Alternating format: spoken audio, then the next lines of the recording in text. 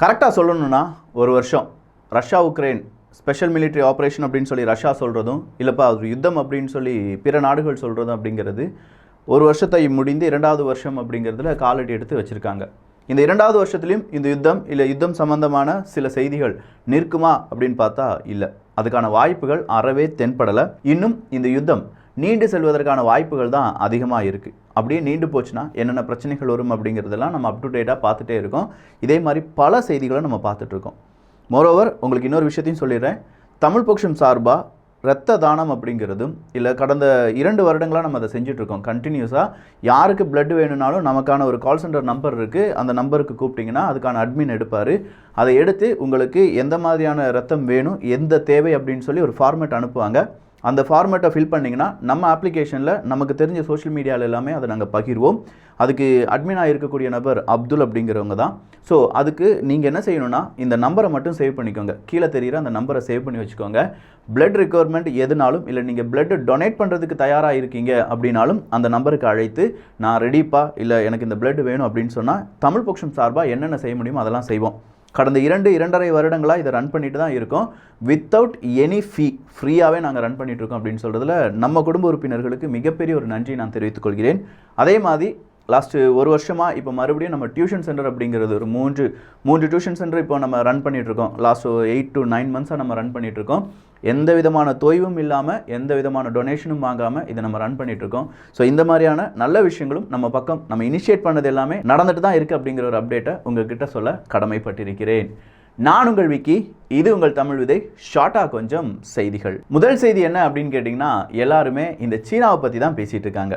ஏன்னா சீனா சீக்கிரமாக ரஷ்யாவுக்கு ஆயுதங்களை கொடுக்கலாம் அப்படிங்கிறது தான். சீனா ரஷ்யாவுக்கு ஆயுதங்களை கொடுக்கறதுக்கு முன்னாடி அடுத்ததாக வேறொரு ஃபயர் அப்டேட் வந்திருக்கு. அது வேறு எதுவுமே கிடையாதுங்க. ஈரானும் சீனாவும் பேச்சுவார்த்தையில் ஈடுபட்டு இருக்காங்களாம். ஈரான்லேருந்து ஒரு 15,000 ட்ரோன்ஸ் அப்படிங்கிறத சீனா வாங்க போகிறாங்க. அப்படி வாங்கி சீனா ரஷ்யாவுக்கு கொடுப்பாங்களா, இல்லை வாங்குறதுக்கு முன்னாடியே எப்பா எனக்கு நீ ஷிப்மெண்ட் பண்ண வேண்டாம், அப்படியே என் நண்பன் ரஷ்யாவுக்கு ஷிப்மெண்ட் பண்ணி விட்டுருப்பா அப்படின்னு சொல்லி டெலிவரி அட்ரஸை மட்டும் மாற்றி கொடுத்துருவாங்களா அப்படிங்கிறதெல்லாம் தெரியலை. பட் இப்படி ஒரு டாக் போயிட்டுருக்கு. ஆல்ரெடி ஈரான் 84% யுரேனியம் என்ரிச்மெண்ட்லாம் செஞ்சுட்டாங்க அப்படின்னு சொல்கிற அந்த செய்தியே மேற்குலக நாடுகளுக்கு சின்னதாக ஒரு கொதிப்பு நிலையை ஏற்படுத்தி இருக்கும்போது அவங்க 15,000 ட்ரோன்ஸை சீனாவுக்கு விற்க போகிறாங்க அப்படின்னு சொல்கிற செய்தி கொஞ்சம் வேறு மாதிரி எஃபெக்டை வந்திருக்கும். அப்படின்னா சீனா உண்மையிலேயே ரஷ்யாவுக்கு ஆயுதங்களை கொடுக்க போகிறதா என்று கேட்டால் வாய்ப்புகள் நிறைய வந்துக்கிட்டே இருக்குது. சீனா ஒரு பீஸ் பிளானை ரெடி பண்ணுறாங்க, ஒரு ரெசல்யூஷன் அப்படின்னு வச்சுக்கலாமே. ஆனால் திடீர்னு பார்த்தா மேற்குலக நாடுகள் அதை கம்ப்ளீட்டாக ரிஜெக்ட் பண்ணுறாங்க. அதை ரிஜெக்ட் பண்ணது மட்டும் கிடையாது, அதை நீங்கள் ரஷ்யாவை மிகப்பெரிய அளவில் குற்றம் சுமத்தாமல் ஏதோ 2 நாடுகள் சண்டை போடுறாங்க, 2 நாடுகளுக்கு இடையே அமைதி பேச்சுவார்த்தை நடத்தணும் அப்படின்னு சொல்கிற மாதிரியே முடிச்சிருக்கீங்க. இதுக்கு காரணம் ரஷ்யா தான், அதை அடித்து சொல்லணும், ரொம்ப அப்படியே செவில் அறிஞ்ச மாதிரி இருக்கணும் அப்படின்னு சொல்கிற அளவுக்கு அவங்க சொல்லியிருக்காங்க. பட் சீனாவை பொறுத்த வரைக்கும் இல்லை, இந்த யுத்தத்துக்கு காரணம் ரஷ்யாவும் உக்ரைனும் மட்டும் கிடையாது, அதை சுற்றி இருக்கக்கூடிய நாடுகளும் அந்த நாடுகளுடைய அரசியலும் அப்படின்னு சொல்கிறதுல ரொம்ப ஸ்ட்ராங்காக இருக்காங்க. ஸோ சீனாவினுடைய இந்த பிளானாக இருக்கட்டும், இல்லாட்டி சீனாவினுடைய இனி வரக்கூடிய பிளானாக இருக்கட்டும், இந்த வெப்பன்ஸ் கொடுப்பதாக இருக்கலாம், இல்லாட்டி ரஷ்யாவுக்கு சுற்றுப்பயணம் மேற்கொள்வதாக இருக்கலாம், இது எல்லாமே அஸ் யூஷுவலாக நடக்க போகுது அப்படிங்கிறதுல மாற்று கருத்தே கிடையாது. அடுத்ததாக ஃப்ரான்ஸ் தான். ஃப்ரான்ஸை பொறுத்த வரைக்கும் ரஷ்யா கூட கொஞ்சம் நட்பாக இருந்தாலும் ஒரு கட்டத்துக்கு மேலே உக்ரைனுக்கு முழு ஆதரவாக ஃப்ரான்ஸ் மாறிட்டாங்க. அதே ஃப்ரான்ஸில் இப்போ இண்டஸ்ட்ரியல் ரெவல்யூஷன் அப்படிங்கிறதும் அங்கே இருக்கக்கூடிய நிறைய நபர்கள் பழைய பென்ஷன் ஸ்கீம் அப்படிங்கிறத எதிர்த்து இல்லாட்டி புதிய பென்ஷன் ஸ்கீம் வந்ததில் பழைய பென்ஷன் ஸ்கீமை ரிஜெக்ட் பண்ணனால அதுக்கான போராட்டத்தை எல்லாத்தையுமே செஞ்சுட்டு இருந்தாங்கல்ல. ஸோ மறுபடியும் அங்கே அணு உலைகள் வைக்கப்பட வேண்டும் அப்படிங்கிற ஒரு கோரிக்கை உயர்ந்து வருகிறது. ஐரோப்பிய ஒன்றியம் வேற இனிமேல் நம்ம என்ன வாங்கக்கூடாது, ரஷ்யாட்டிருந்து கச்சா எண்ணெய் வாங்கக்கூடாது, இயற்கை எரிவாயுலாம் வாங்கக்கூடாது அப்படின்னு சொல்லி பல ரெஸ்ட்ரிக்ஷனை கொடுத்துட்டு இருக்கிறதுனால பல நாடுகளும் அணு உலைகளை சார்ந்த பல அமைப்புகள் இது அதாவது இன்ஃப்ராஸ்ட்ரக்சர்ஸ் இது எல்லாத்தையுமே ரெடி பண்ணுறதுக்கு தீவிர முயற்சிகளை மேற்கொண்டிருக்காங்க.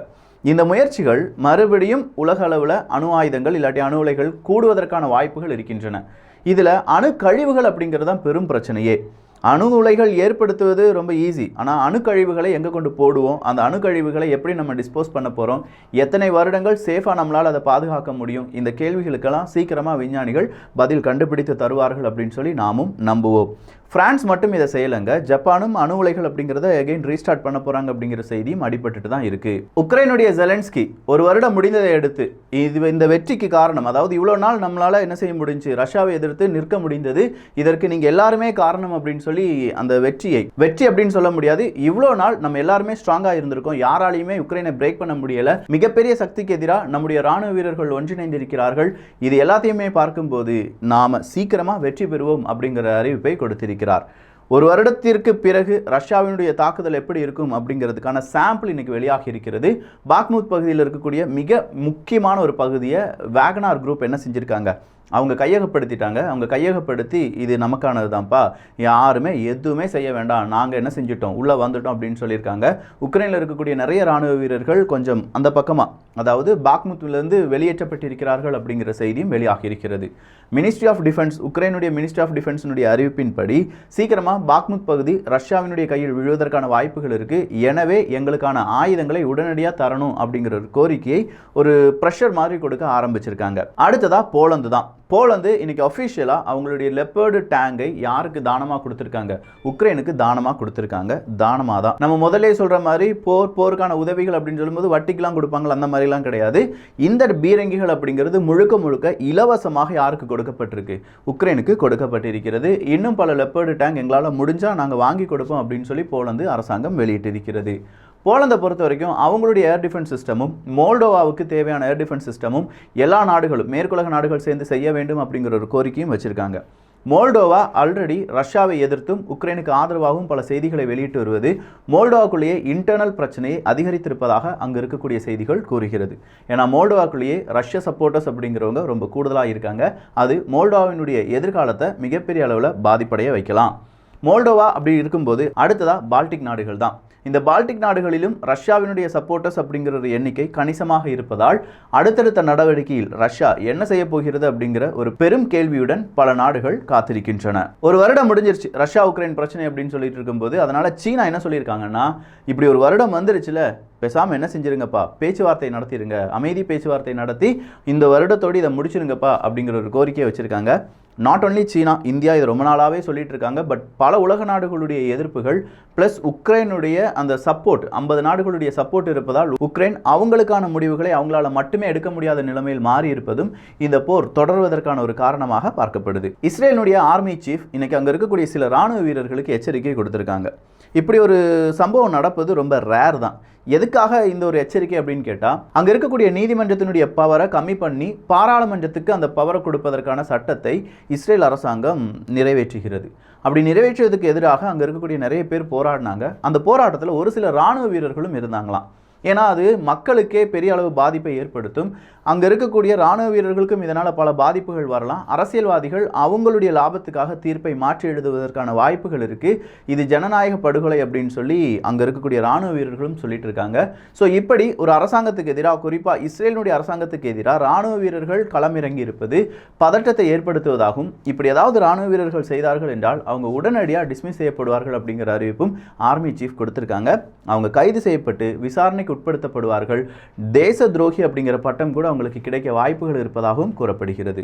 இன்னைக்கும் இஸ்ரேல் பாலஸ்தீன பிரச்சனை அப்படிங்கிறது தொடர்ந்த ஒரு பிரச்சனையாக மாறிட்டு இருக்கு. மேற்கு கரையோரமாக இருக்கக்கூடிய பல பாலஸ்தீனியர்கள் தாக்கப்பட்டிருக்கிறார்கள். உயிரிழப்புகள் அப்படிங்கிறது இன்று பதிவு செய்யப்படவில்லை. எர்டகன் அவர்கள் துருக்கியில் ஏற்பட்ட நிலநடுக்கத்தை அவருடைய அடுத்த எலெக்ஷனுடைய மிக முக்கியமான புள்ளியாக பார்ப்பதாகவும், அங்கே இருக்கக்கூடிய மக்களுக்கு நம்ம எலெக்ஷனில் ஜெயிச்சிருவோம், உங்களுக்கு கண்டிப்பாக நாங்கள் என்ன செஞ்சிருவோம், இதே மாதிரி வீடுகள் எல்லாமே கட்டித் தருவோம் அப்படிங்கிற வாக்குறுதிகளை கொடுப்பதாகவும், இதை இப்படி அரசியலாக செய்யக்கூடாது அப்படிங்கிற எதிர்ப்பும், அதே நேரத்தில் ஏன் அரசியலாக செய்யக்கூடாது அப்படிங்கிற ஆதரவும் இருப்பதாக பல ஒரு மிக்ஸ்டான செய்திகள் வெளியாகிறது. ஸோ ஒரு பெரிய இயற்கை பேரிடர் நடந்துருச்சு. அந்த இயற்கை பேரிடரில் இருக்கக்கூடிய மக்கள் எதுக்காக இவ்வளோ பெரிய ஒரு இழப்பை அடைந்தார்கள் என்று கேட்டால் அதுலேயும் அரசியல் இருக்குது. ஆல்ரெடி அங்கே இருக்கக்கூடிய அரசாங்கம் மக்கள் இவ்வளோதான் கட்டுமானம் செய்கிறாங்களா, நல்ல பொருளை கட்டுமானம் செஞ்சுருக்காங்களா, ஏன்னா இந்த பகுதிகள் நிலநடுக்கம் ஏற்படக்கூடிய பகுதிகள் அப்படின்னு சொல்கிறது அரசாங்கத்துக்கும் தெரியும், அரசு அதிகாரிகளுக்கும் தெரியும். அப்படி இருக்கக்கூடிய நேரத்தில் 2 மாடி 3 மாடி கட்ட வேண்டிய இடங்களில் 5-7 மாடிகள் கட்டியிருக்காங்க. ஸோ இது எல்லாமே அரசாங்கத்தினுடைய குறைபாடு தான். ஒரு அரசாங்கம் அப்படிங்கிறது மக்களை கவர்ன் பண்ணணும். அவங்க நல்லது செய்கிறாங்களா, அரசாங்கம் போட்டிருக்கிற சட்டத்தின்படி அவங்க வேலை செய்கிறாங்களா அப்படிங்கிறதெல்லாம் கவர்ன் பண்ணணும். அதை கவர்ன் பண்ணாத ஒரு அரசாங்கம் எர்டகன் அவர்களுடைய அரசாங்கமாக இருந்து அதே அரசாங்கம் நாங்கள் மறுபடியும் உங்களுக்கு ரீகன்ஸ்ட்ரக்ட் பண்ணித்தரோம் அப்படின்னு சொல்கிறது ஒரு அரசியல் ஸ்டண்டாக பார்க்கப்படுது. அங்கே தான் அரசியல் ஸ்டண்ட் அப்படின்னு பார்த்தா நம்ம ஈரோட்டில் அப்படிலாம் அரசியல் ஸ்டண்ட் எதுவுமே இல்லையாங்க. பணம் அப்படிங்கிறது ஏதோ ஒரு குடும்பத்துக்கு 20,000 10,000 அப்படிலாம் சொல்லி ஏதோ சோஷியல் மீடியாவில் பல விதமான புகைப்படங்கள் வெளியில் வந்துட்டுருக்கு. உண்மையாக பொய்யா நமக்கு தெரியாது. தேர்தல் ஆணையத்துக்கு தான் வெளிச்சம். சோஷியல் மீடியாவில் இருக்கக்கூடிய புகைப்படம் இல்லாட்டி அதில் இருக்கக்கூடிய வீடியோலாம் வச்சு தேர்தல் ஆணையம் என்ன சொல்லிட்டாங்கன்னா, எங்களால் வழக்குகள்லாம் எடுக்க முடியாதுப்பா அப்படின்னு சொல்லிட்டாங்க. இன்னும் கொஞ்சம் பேர் வெள்ளி பொருளெல்லாம் கொடுத்துட்ருக்காங்களாம். மிஸ் பண்ணிட்டோமோ நம்ம ஈரோட்டில் இல்லாமல் இருக்கிறது அப்படின்னு சொல்கிற அளவுக்கு பல நபர்கள் அவங்களுடைய கருத்துக்களை சோஷியல் மீடியாவில் அள்ளி தெளித்து வருகிறார்கள். என்னப்பா வெள்ளிலலாம் கொலுசு போகுது, வெள்ளியில் இந்த மாதிரி குங்குமச்சிமெல்லாம் கொண்டு கொடுக்குறாங்களாம், யாருப்பா அப்படின்னு சொல்கிற அளவுக்கு ஈரோடுனுடைய அந்த எலெக்ஷன் அப்படி இருக்காம்ப்பா.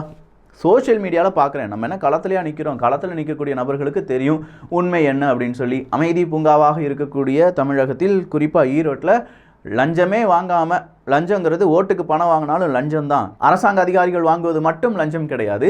அரசாங்கத்தை அமைப்பதற்கு நாம் வாங்கக்கூடிய பணமும் லஞ்சம். அதுலேயும் குறிப்பாக மிகப்பெரிய லஞ்சம் அப்படின்னு சொல்லலாம். மக்களாகிய நீங்கள் சிந்திச்சுக்கோங்க. யார்கிட்ட வேணாலும் எவ்வளோ வேணாலும் பணம் அவன்கிட்ட கொடுக்கறதுக்கு இருக்குது. நீங்கள் வாங்க போகிறீங்க, வாங்கிக்கோங்க. பணம் வாங்கிட்டோம் அதனால் நம்ம இவனுக்கு ஓட்டு போடணும் அப்படின்னு மட்டும் நினைக்காதீங்க. நல்லவனாக பார்த்து ஓட்டு போடுங்க. ஏன்னா உனக்கு பணம் கொடுத்து நம்ம ஓட்டு வாங்கிட்டோம், நம்ம ஓட்டு வாங்கினதுனால நம்ம சொன்ன வாக்குறுதிகள்லாம் நிறைவேற்ற வேண்டும் அப்படிங்கிற அரசியல்வாதிகள் இன்றைக்கும் சரியாக உருவாகவில்லை. அவங்களுக்கே அந்த குற்ற உணர்ச்சி இல்லாத போது உங்களுக்கு ஏன்பா அந்த குற்ற உணர்ச்சி? உங்களை ஏமாத்துறதுக்கு அவன் ரெடி ஆகிட்டு இருக்கான். நீங்கள் ஏமாறுறதுக்கு தயாராக இருக்கீங்கன்னா என்ன வேணாலும் செஞ்சுக்கோங்க. ஆனால் நீங்கள் ஏமாறுறது உங்களுடைய தலைமுறையும் சேர்த்து பாதிக்கக்கூடாது. நல்லா புரிஞ்சுக்கோங்க. அட்லீஸ்ட் 2 தலைமுறைகள் மிகப்பெரிய அளவில் வீழ்ச்சி அடைஞ்சிட்டாங்க. ஓட்டுக்கு பணம் கொடுத்தவன் கண்டிப்பாக உங்களுக்கு நல்லது செய்கிறத விட தீமை அதிகமாக செய்வார்கள். அந்த பணத்தை அவங்க திருப்பி என்ன செய்வாங்க, நீங்கள் நினைக்கிற மாதிரி இந்த பணம் அப்படிங்கிறது அவங்களுடைய பணம் கிடையாது. உங்ககிட்ட இருந்து மறுபடியும் எப்படியாவது பிடுங்கிடலாம், உங்களுக்கு வர வேண்டிய இன்ஃப்ராஸ்ட்ரக்சர்ஸ் இல்லாட்டி உங்களுக்கு வர வேண்டிய பலவிதமான நல்ல திட்டங்கள் இதை சூறையாடிடலாம் அப்படின்னு நினச்சி தான் அவங்க இதெல்லாம் செஞ்சுட்டு இருப்பாங்க. அதனால் பணம் போட்டவன் பணம் எடுக்க ட்ரை பண்ணுவான். நீங்கள் பணத்தை வாங்கிட்டோமே அப்படிங்கிற குற்ற உணர்ச்சியில் அவங்களுக்கு ஓட்டெல்லாம் போட வேண்டாம். நல்ல மனிதர்கள் யார், நல்லது என்ன செய்வாங்க, எப்படி செய்வாங்க அப்படிங்கிறத யோசித்து நிதானமாக உங்களுடைய ஓட்டுக்களை செலுத்துங்கள். இந்த ஒரு எலெக்ஷன்லையாவது நல்லபடியாக மனசாட்சிக்கு தகுந்தது மாதிரியான உங்களுடைய ஓட்டுக்களை செலுத்தும்படி தாழ்மையுடன் கேட்டுக்கொள்கிறேன். இன்னாருக்கு போடுங்க, இன்னாளுக்கு போடலை அப்படிலாம் நான் சொல்லலை. நீங்களே அதை ஐடென்டிஃபை பண்ணிக்கோங்க. ரஷ்யா ஈரான் சம்மந்தப்பட்ட நிறைய என்டிட்டிஸுக்கு இப்போ என்ன கொடுத்துருக்காங்கன்னா பொருளாதார தடை அப்படிங்கிறத கொடுத்துருக்காங்க. இதை கொடுத்திருப்பது UK, கனடா, அமெரிக்கா போன்ற நாடுகள். ஐரோப்பிய ஒன்றியத்தில் 10வது பொருளாதார தடை போடலாமா அப்படின்னு சொல்லி யோசிச்சுட்டு இருக்கும்போது நிறைய விதமான பிரச்சனைகள் வந்ததால் 10வது பொருளாதார தடை இப்போதைக்கு போட முடியாது அப்படின்னு சொல்லி அதை என்ன செஞ்சுருக்காங்க, அந்த தீர்மானத்தை இன்னும் 2 தினங்களுக்கு பிறகு டிஸ்கஸ் பண்ணி போட்டுக்கலாம் அப்படின்னு சொல்லி மாற்றி அமைத்திருக்கிறார்கள். தாய்லாந்து டிக்டாக்கோடையும் ஃபேஸ்புக்கோடையும் பார்ட்னர்ஷிப் வைக்க போகிறாங்களாம். எதுக்காக அப்படின்னு பார்த்தா, இல்லைப்பா இந்த எலெக்ஷன் வரப்போ இப்போ நிறைய விதமான ஃபேக் இன்ஃபர்மேஷன்லாம் சோஷியல் மீடியாவில் பகிரப்படும். அதுவும் டிக்டாக்லலாம் நிறைய பேர் இந்த மாதிரி வீடியோஸ்லாம் போடுவாங்க. ஸோ அதை எப்படியாவது ஓவர் கம் பண்ணுறதுக்காக தான் தாய்லாந்து அரசாங்கம் டிக்டாக் மற்றும் மெட்டா, அதாவது ஃபேஸ்புக்கினுடைய தாய் நிறுவனம் கூட டீல் போடலாம் அப்படின்னு சொல்லி யோசிச்சுட்டு இருக்காங்களாம்.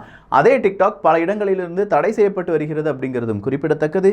கனடா அரசாங்கம் டிக்டாக்கை அவங்களுடைய கண்காணிப்பு வளையத்தில் வைத்திருக்கிறார்கள் என்பதும் இங்கே குறிப்பிடத்தக்கது. நார்த் கொரியா இன்னைக்கும் 4 குரூஸ் மிசைல்ஸ் அப்படிங்கிறத டெஸ்ட் பண்ணியிருக்காங்க. அது இல்லாமல் தென்கொரியாவும் அமெரிக்காவும் சேர்ந்து அவங்க அணு ஆயுத சோதனையை செய்யவில்லை. அணு ஆயுதங்களை எப்படி வெடிக்க வைக்கலாம் ட்ரில் செஞ்சு பார்த்துருக்காங்க. டேபிள் டாப் ட்ரில் அப்படின்னு சொல்லுவாங்க. ஒரு பெரிய மலை குன்றுகளில் வடகொரியாவை பார்த்துலாம் இந்த ட்ரில் செய்யப்பட்டதாகவும் கூறப்படுகிறது. பட் அவங்க 2 பேரும் செய்வதற்கு எதிர்வினையாகத்தான் வடகொரியா என்ன செஞ்சுட்டு இருக்காங்க, அவங்களுடைய வெப்பன்ஸை சோதித்து கொண்டிருக்கிறார்கள். ஹாங்காங்கில் இருக்கக்கூடிய மிக முக்கியமான அரசு அதிகாரிகள் சீனாவுக்கு எதிராக சில முடிவுகள் எதுவும் எடுத்திருக்காங்க அப்படின்னும், அதனால சீனாவினுடைய அதிபர் ஜி ஜின்பிங் அவர்கள் ரொம்ப கோபமாக இருக்கார் அப்படிங்கிற செய்தியும் வெளியாகி இருக்கிறது. பரவாயில்லையே, ஹாங்காங்லையும் சீனாவுக்கு எதிராகவா? என்னமோ நடக்க போகுது, கொஞ்சம் பொறுத்திருந்து பார்க்கலாம். யூரோசோனில் இதுவரையிலும் இல்லாத அளவுக்கு கோர் இன்ஃப்ளேஷன் அப்படிங்கிறது ரொம்ப பெரிய அளவில் உயர்ந்து இருக்கிறது.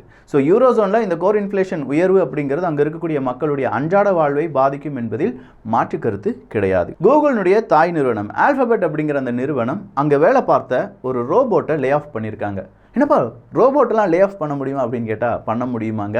இந்த காலத்தில் எல்லாமே சாத்தியம்தான். ஸ்வீடன் 10க்கும் அதிகமான லெப்பர்டு பீரங்கிகளை உக்ரைனுக்கு கொடுக்க போவதாக வாக்குறுதியை கொடுத்திருக்கிறார்கள். கூகுள் போட்டோஸ் நம்ம நிறைய பேர் பயன்படுத்திட்டு இருப்போம். அந்த கூகுள் போட்டோஸ்ல மேஜிக் இரேசர் அப்படிங்கிறது, ஆர்டிஃபிஷியல் இன்டெலிஜென்ஸை உட்படுத்திய மேஜிக் இரேசர் அப்படிங்கிறது கூகுள் ஒன் சப்ஸ்கிரிப்ஷன் கூட கொடுக்கப்படும் அப்படிங்கிற அறிவிப்பு கூகுள் நிறுவனத்தால் கொடுக்கப்பட்டிருக்கிறது. இலங்கையில் சில விஷயங்கள் அரசாங்கம் சார்பாக ஓட்டெடுப்பாக இருக்கட்டும், இது எல்லாமே ஸ்டாக்னண்டாக நிற்கிதான். பணம் இல்லை, அதனால் இப்போதைக்கு அதெல்லாம் செய்ய முடியாது அப்படிங்கிறது தான். அங்கே மாணவர்கள் எக்ஸாமே எழுத முடியாத நிலைமை இருந்தது என்பதும் குறிப்பிடத்தக்கது. இப்போது அந்த நிலைமை இன்னும் கொஞ்சம் டவுனுக்கு போயிருக்கு. பாகிஸ்தான்லேயும் 3 பில்லியனா அவங்களுடைய அந்நிய செலவாணி இருப்பது பாகிஸ்தான் சீக்கிரமாக திவாலாவதற்கான வாய்ப்புகளை ஏற்படுத்தி இருக்கிறது. ரஷ்யாவினுடைய வேக்னார் குரூப் பாக்முத் பகுதியில் வெற்றியை பதிவு செய்திருக்கிறார்கள் அப்படிங்கிற செய்தி கண்டிப்பாக உக்ரைனுக்கு இந்த அடுத்த நெக்ஸ்ட் இயர் வந்திருக்கு பார்த்தீங்களா, இந்த ஸ்பெஷல் மிலிட்டரி ஆப்ரேஷன் அப்படிங்கிறதுல ஒரு பெரிய நெகட்டிவ் செய்தியுடன் நெக்ஸ்ட் இயர் ஸ்டார்ட் ஆயிருக்கு அப்படிங்கிற விமர்சனமும் எழுந்திருக்கிறது. இந்த விமர்சனம் காரணமாக அமெரிக்கா உக்ரைனுக்கு மீண்டும் பல உதவிகளை செய்யலாம் அப்படின்னு சொல்லி நிறைய பேர் சொல்லிட்டு இருக்காங்க. ஸோ பார்க்கலாம், என்ன நடந்தாலும் அது தமிழ் விதையில் ஒரு அப்டேட்டாக வந்துடும். எல்லோரும் தமிழ் விதையில் இணைந்திருங்கள். நல்லதை பகிர்ந்து நல்ல சமுதாயத்தை உருவாக்குவோம். நன்றி, வணக்கம்.